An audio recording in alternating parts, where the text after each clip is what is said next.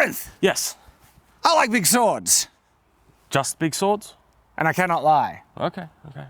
What are we talking about today? Obviously, we're talking about giant swords. You know what I'm leading into? What? Oh, you missed it? No. Oh my gosh, you missed it. I like big swords and I cannot lie. Oh my God.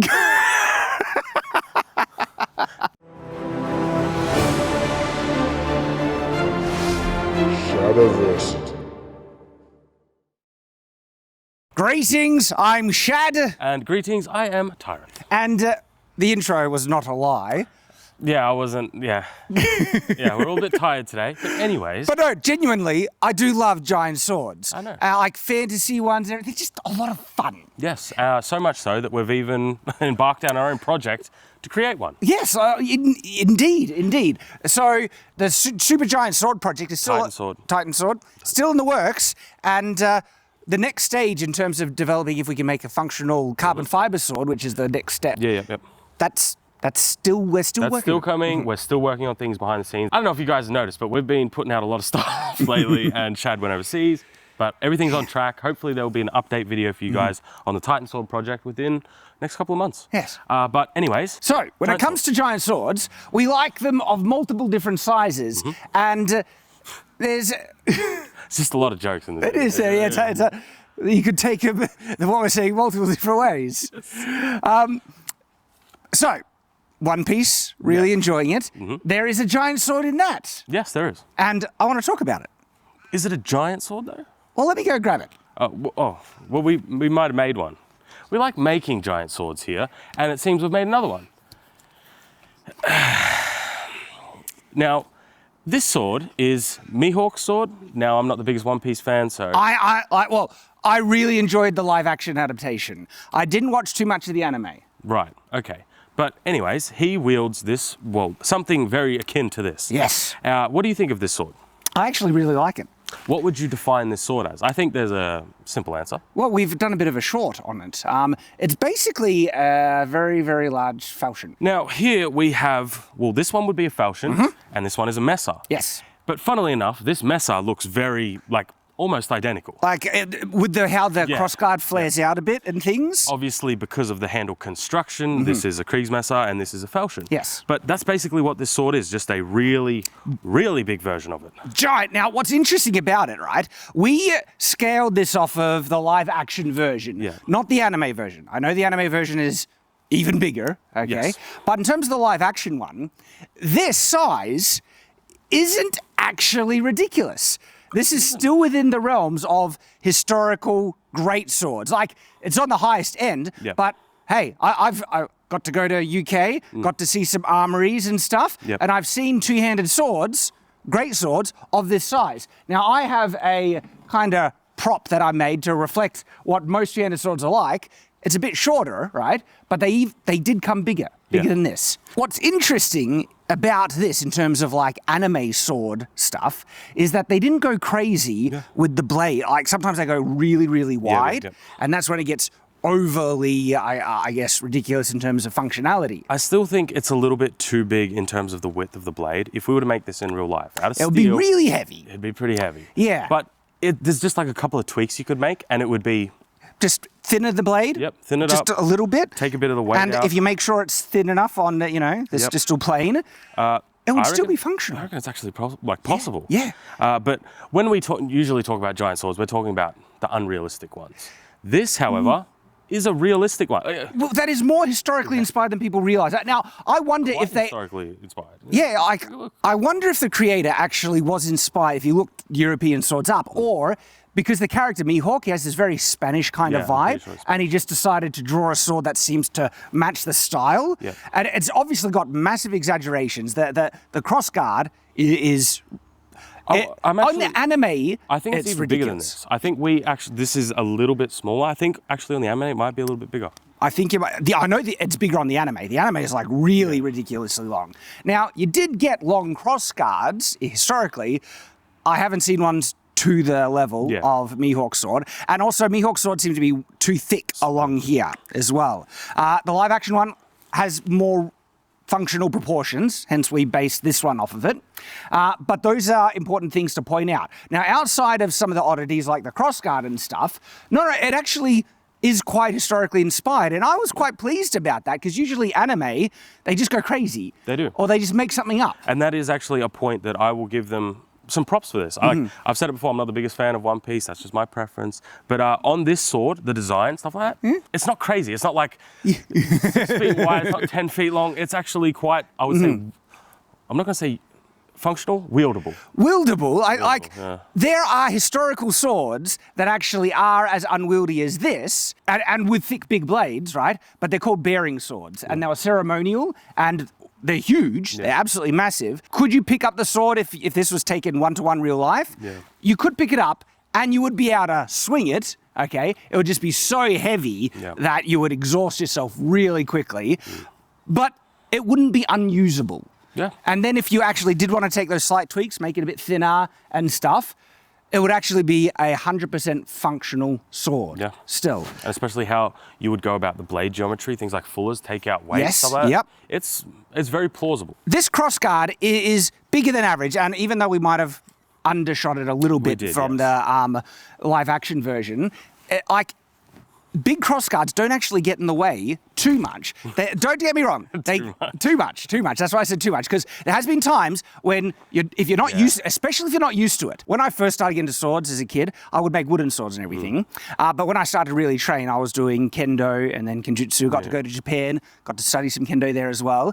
And then when I switched over to European swords, without any training, the crossguard did get in the way, but it only took a couple of days. And then you just learn how to angle it so it doesn't contact your arm, and then you can go fully into the attacks. There does come some points, though, when the crossguard gets a bit too big, that it does become a little bit of a hindrance. And look, flourishing specifically. Yes. When I flourish, at times, the crossguard can accidentally kind of hit your hand, and then it gets knocked out of your grip. But with those things kind of addressed, it's quite a functional sword still. Yeah, so let's just say, in terms of, not functionality, but in terms of historical accuracy, what would you give it on a scale of 1 to 10?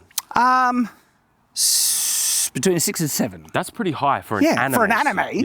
Yeah. And then in terms of actually turning it into a functional sword, I would say there wouldn't be that much, I don't know how to phrase that. There'd be a lot of work to make a sword this big, but taking something this and then making it functional, just a couple of little tweaks and you can probably get it there. But there is a couple of caveats to mention, because we are dealing with an anime. Yep. And so with anime characters, they're superhumans. Yes. And as soon as you throw in superhuman strength into the equation, you could do a one-for-one blade like this, and it'll be really usable. One of the things that people don't kind of understand too much about supergiant swords is, and I've addressed this in other videos, but if this is the first time to Shadowversity, welcome. Yes, we have a giant sword here. Yes. A whole series. We have lots of videos on it, okay? Weight isn't just an issue about being able to pick it up and lift it, even if you had superhuman strength. Yeah. Say weight wasn't an issue. Well, it wouldn't be an issue for you to lift it, but it becomes an issue when you start to swing it. Yes. Because of angular momentum. And as soon as you get a sword that's around the 50 kilogram mark, right? Yep. If you swing it, this thing is going to pull you off your balance. Yep. And unless you have something grounding you, like you're actually really heavy yourself, the sword in Mother Russia, sword swing you around. You know, like that was a good accent. I hope. I don't know. That's not like it's but yeah, we've found some issues with something like this where it'd be more of a typical anime giant sword. It's not very functional in a lot of different ways. If you had the strength to maintain it, I actually think even something like this is manageable and has functional. This one? This one's very long, Shad. It's even big for a giant sword. Yes. Yeah, yes. But not overly so much. Have you ever noticed that when you're in a video game and you have a giant sword, all of a sudden the sword clips through the ground? Yeah. Because they're so big? Yeah, you get to those points. Well, that's one of the things I want to address, because this is why this sword is more functional, is because it's still short enough that you can do downwards and upwards strikes and not necessarily hit. And if you are going to hit, you just angle it a bit up, so it's not going to be an issue. And then suddenly you've got pretty wide range of movement to do all the attacks that you would want.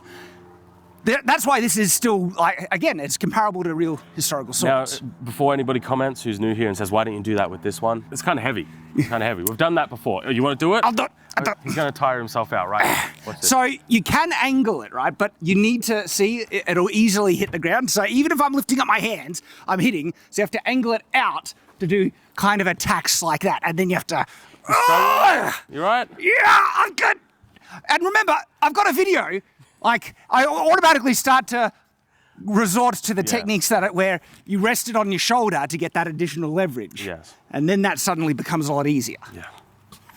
Yeah, take this one. This one's lighter. But we did address some of those points with this. Yes, Because yes. this fixes, well, this design, for the most part, can fix a lot of those problems. It's our Titan sword design. We want to make this in carbon fiber. Yeah, so if you're wondering what this is and why it's sitting there, that's why. But anyway, back to this one.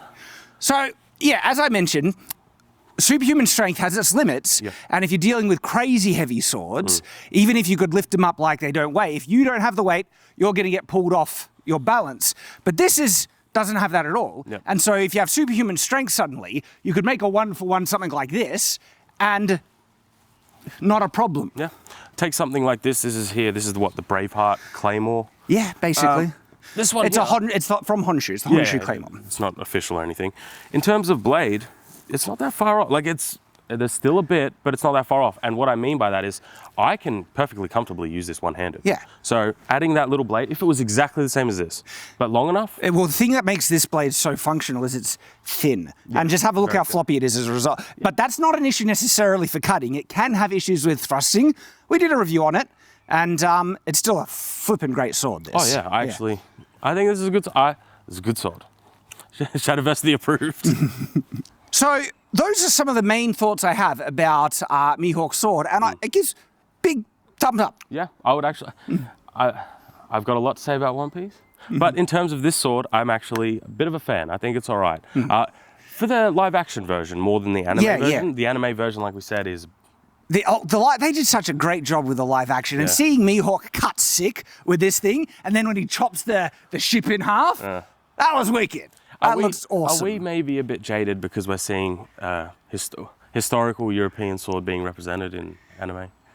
I don't think so. How often do we see that?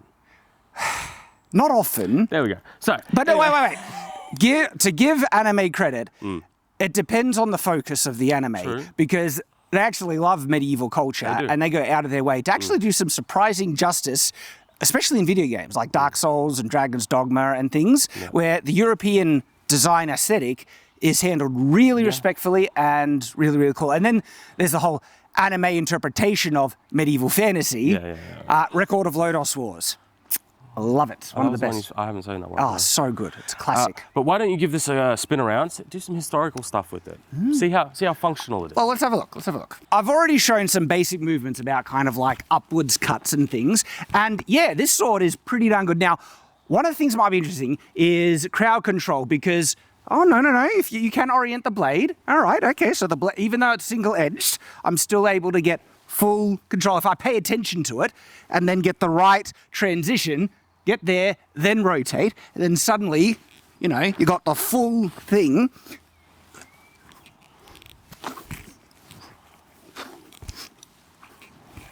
Yeah, like, the size is not an issue with this. Like, you're able to whip out basically all the historical movesets of Zweihanders, Montantes, great swords. So downwards cuts. So if I'm... see, the crossguard hit me then. So if I was going to... Because usually you would do reverse cuts, and I can't do reverse cuts with this. So with a European, if it was double-edged sword, reverse cut, then regular cut, then you'd go to a reverse cut and you'd transition to a thrust. Can't really do that because it's single-edged. That's very close to the ground as well. Yeah, You're about to smack straight into the ground. I mean, you can switch your grip. And this is it's actually historical, where to get certain cuts, you actually hold it sideways, and sometimes you rest your thumb there, and this enables, if it was double-edged, to get reverse cuts a lot easier in that motion. And again, I'm holding it sideways. So if I really was desperate to do kind of like downward reverse cut, if I switched like that, again, so the crossguard has hooked me couple of times. That's, I should mention, because even on these movements, see, right here, if I'm going down for a cut like this, and if the crossguard is on this side of my hand, I can't do the transition, it's getting in the way. And so the downwards cut, I need to make sure the crossguard is on this side, and then the transition is easy. And even then, you need to angle it. And hit the ground, and then size isn't a non-issue. It's just something to pay attention to. Did you want to go? No, that's fine. You've literally demonstrated everything we need to demonstrate. I just wanted to make sure we got, when you do the transition to it, first off, you have to have the crossguard in the right spot. And when you... Yeah, you have to either elevate your arms a lot. You have to go up, and then Well, if you keep your arms elevated, you're fine. So if you're doing this, bang, right? But it's just a matter of keeping those arms up. Yeah. What would you give it in a score out of 10? Just in general. General, overall? As it is. As it is. Oh, so that the weight would have to come into play then. Nothing. It's plywood. Yeah, it's but plywood, I'm pretend if it was real and steel, Yep. oh, it'd actually be like a 4 because the weight, if it's too cumbersome, that's a big issue. But if you superhuman strength, it's like an 8. Well, keep in mind something on the anime, and I'm pretty sure in the live action, the crossguard and thing, I think that's brass. Like it's a golden color, which is very heavy, so that adds even more weight. So things like that, they're little things, but materials come into play because it's a sword. You gotta get these things down, especially if it's this big. Was there anything else you wanted to add? But that's mostly all. So yeah, again, I'll repeat those last final verdicts. If it was 1-to-1 and a regular person using it, it's like a 4. But if you had superhuman strength, it's actually a very functional design if you could handle the weight, and then it'll be like, a full-on 8, and it's a cool sword as a result. Would you change them? The crossguard. You know, I might make a crossguard a little bit shorter than the live action version. Yep. It's already a bit shorter here. Yep. But even again, maybe step it in an inch or so. Just an inch? I'd probably take it. That's true. That's fine. That's fine. Personal preference. Aesthetics. Yeah. Okay. Aesthetics. Sure. But did you want to take us out? Anything else? Yeah. So awesome to see cool swords. And funny, like One Piece has such an exaggerated style that you wouldn't. And look, the anime version is exaggerated already, Even so more, I should acknowledge that. Yes. But I wouldn't expect to see a sword that has so many merits in One Piece. You never know. We might make. Who knows? Maybe we'll make one in carbon fiber one day. So, do you like your sword? Let us know in the comments down below. And if you like this video, well, there's a lot more of like giant sword videos, in fact. We've got a couple of them now. You can check out where we tested this one, or there's the foam, sparring. Yeah, where we test how functional giant swords are if you had the super strength. All there, you can click on them right now. Well, in fact, we'll leave it right there for you to think about, ponder. It's a lot of fun. You're missing out if you haven't seen it. So please do go check it out.